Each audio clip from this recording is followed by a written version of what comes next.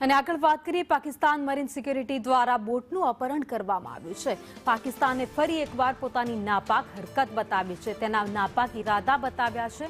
Marine security દ્વારા બોટનું અપહરણ કરાયું છે। 7 ખલાસીઓના બળજબરીપૂર્વક અપહરણનો દાવો પણ કર્યો છે। તો પાકિસ્તાન મરીન એજન્સીનું બોટ પર ફાયરિંગ પણ છે। બોટ પર ફાયરિંગમાં એક ખલાસી ઇજાગ્રસ્ત થયો છે। તો અગાઉ પણ અનેકવાર બોટના અપહરણ કરવામાં આવ્યા છે, ત્યારે પાકિસ્તાન મરીન સિક્યુરિટીએ બોટનું અપહરણ કરતાની સાથે જ ઘટના સામે આવી છે, જેમાં 7 ખલાસીઓના અપહરણનો દાવો પણ કરાયો છે। હેલો મિત્રો, જય દ્વારકાધીશ। ગઈકાલે તારીખ 7 નવેમ્બરે ભારતની બોર્ડર ઉપરથી પાકિસ્તાનની નેવીએ એક બોટને પકડેલી છે, જે બોટ માઠવાડની છે અને પાકિસ્તાનની નેવીએ ફાયરિંગ પણ કરેલી છે અને એક ગોળી ખલાસીના આંખમાં લાગેલી છે।